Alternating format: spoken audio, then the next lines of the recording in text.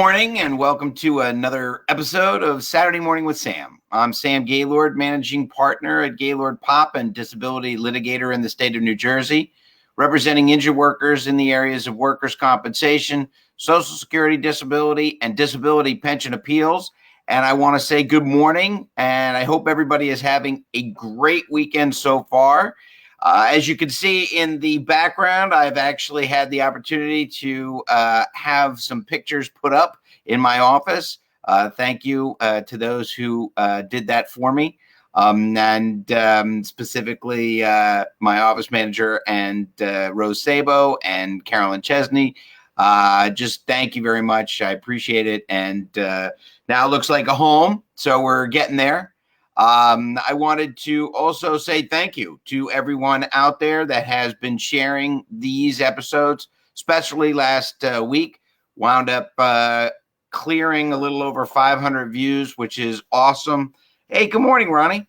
And I can't thank everybody enough. Please make sure that you share this with as many people as you can.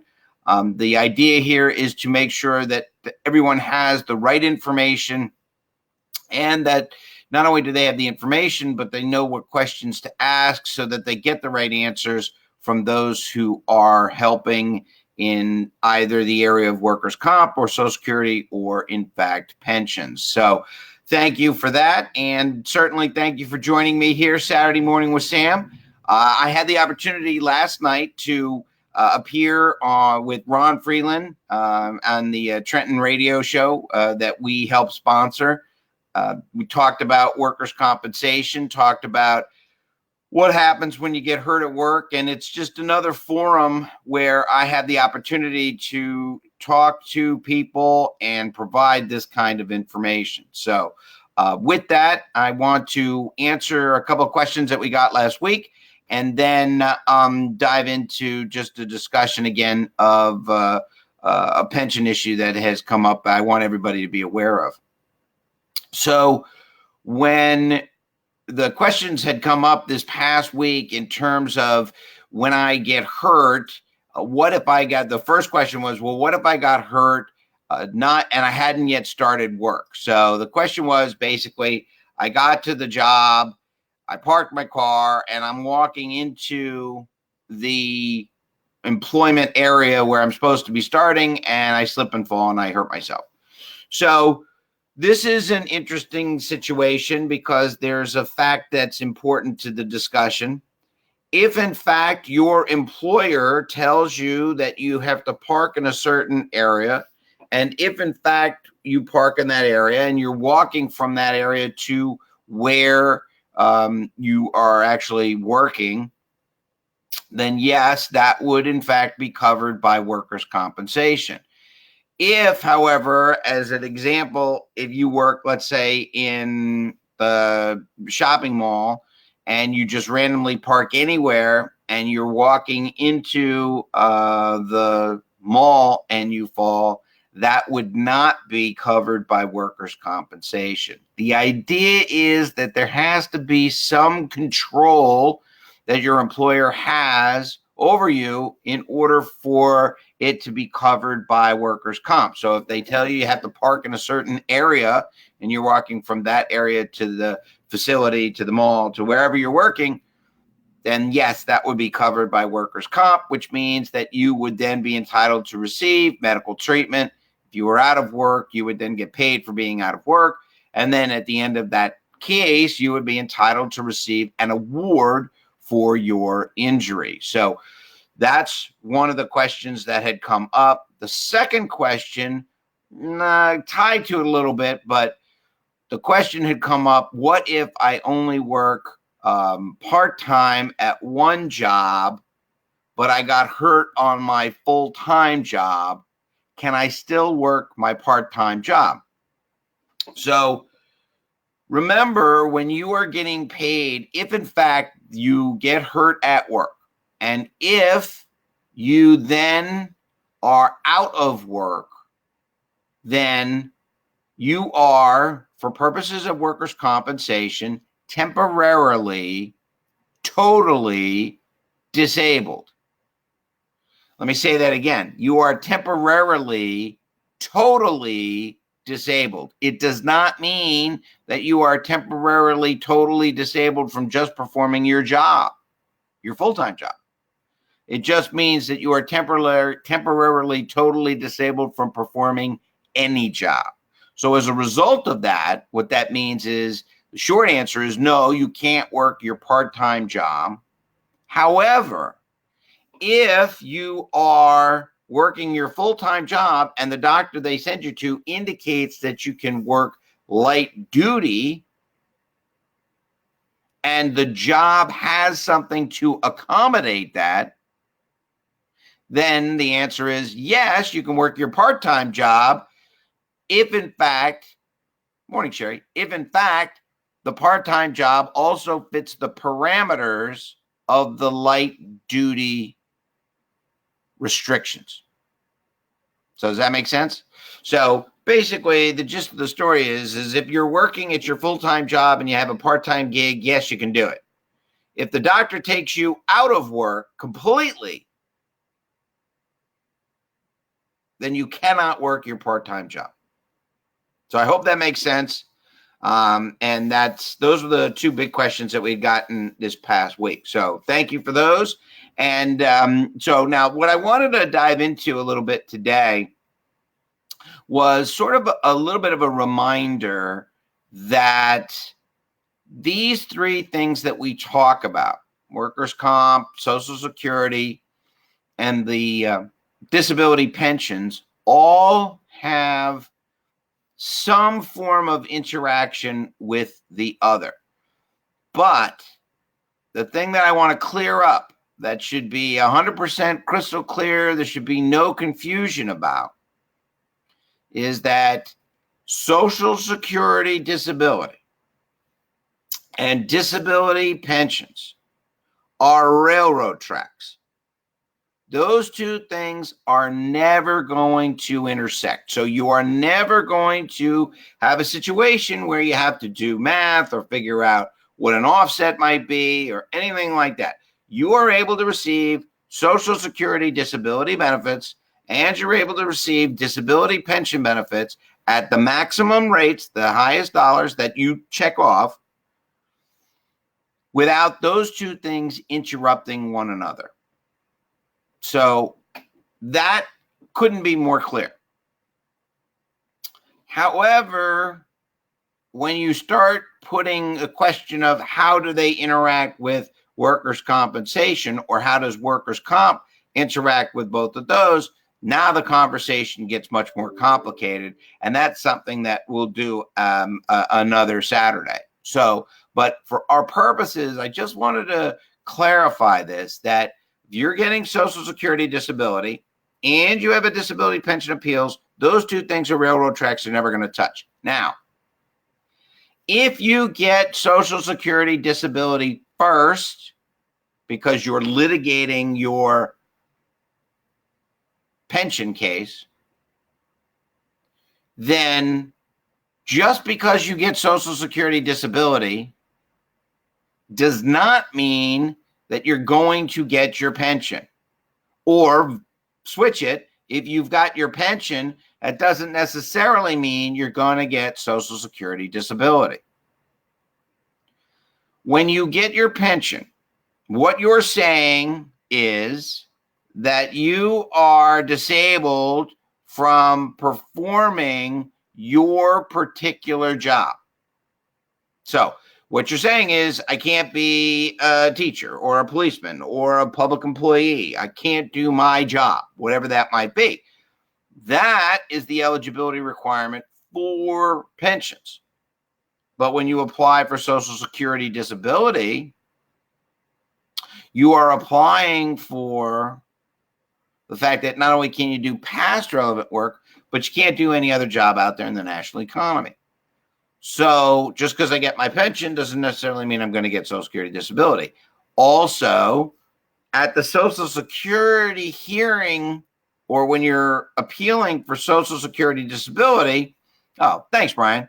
At the Social Security disability hearing, that hearing is non-adversarial. So what I mean by that is The Social Security disability does not have a lawyer there that's cross-examining my client. What happens is at the hearing, you have the judge asking questions, then I get to ask questions, and then sometimes they have what's called a vocational expert who's there to define what the jobs are and to say that there may or may not be some other job out there that they could go back to. So there's nobody to actually have the litigation part, which is what you have at the Division of Pensions and Benefits. So basically, what I'm saying is that these two systems, although it makes sense that if you were found to be disabled from performing any job out there, you would think that that should help with the fact that you're applying just to not work at your particular job. But the law does not set up that way, does not work that way. And in fact, there's a case that I would love to have another case that I could try and overturn, but there's a case that discusses this.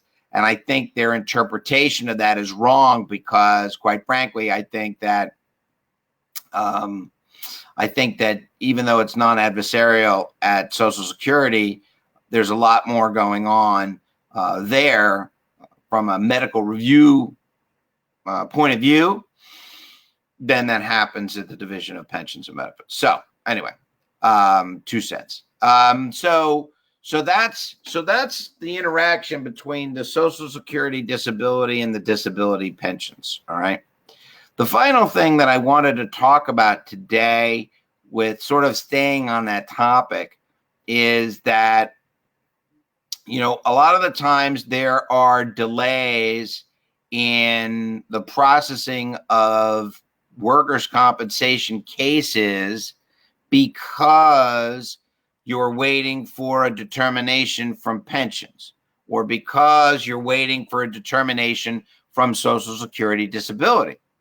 And the reason that you're waiting for those things is because those two pieces, the Social Security and the pensions, they are going to impact what you may be able to get from workers' compensation. So a lot of the times we can't settle your case because those things are pending, because they're going to have an impact on how much money, quite frankly, we'll be able to get you through the workers' compensation process. The final thing that I wanted to really quickly touch on, as just sort of derives out of the systems, if you will, was last night on the radio show. I had the opportunity to talk about that if you have a client on Medicaid or Medicare, if you have those benefits, then what happens going forward? How do they need to be careful about that? Hey, good morning, Rose. How's North Carolina? So what I mean by that is, if you've gotten hurt at work, but you have Medicaid or Medicare, and you go and see the doctors, make sure they do not take your Medicare or Medicare cards, or your Medicaid and Medicare cards, because there's no reason that they should be charging Medicaid or Medicare based on the fact that you have gotten hurt at work, and that the workers' compensation doctors should be charging the workers' compensation insurance carrier. Now, if you have a workers' comp case that was denied, or if they are denying medical treatment, then you either come through workers' compensation, that is, you make workers' comp. Good, I'm glad. You go through that, and you go through the workers' comp and you fight about it there. Or if a client needs medical treatment right this second, then what you're going to do is you're going to go get that treatment, and then we'll fight about who's responsible for that later on. But be aware, please, to understand that Medicaid and Medicare, at the end of the day, they are going to assert a lien against the workers' compensation case. So yeah, the workers' comp attorneys, us, we are constantly writing to Medicare. Well, we can't write to Medicare because they only talk to the insurance companies these days. So we tell the insurance company they've got to talk to Medicare, but Medicaid we can speak to, and we're constantly trying to get updated liens and information from Medicaid. So the idea is to just be aware that if you're receiving treatment from the workers' compensation doctor, there's no need to hand over your Medicare or your Medicaid card. If the workers' comp treatment is being denied for some reason and you want to get the treatment, be aware that you might be responsible for it. Talk to your attorney, ask them what to do, and then the attorney can communicate with the other side and say, listen, my client's seeing your doctor. They're not approving it. I'm telling my client to go and get medical treatment now, and you're going to be responsible, and I'm putting you on notice.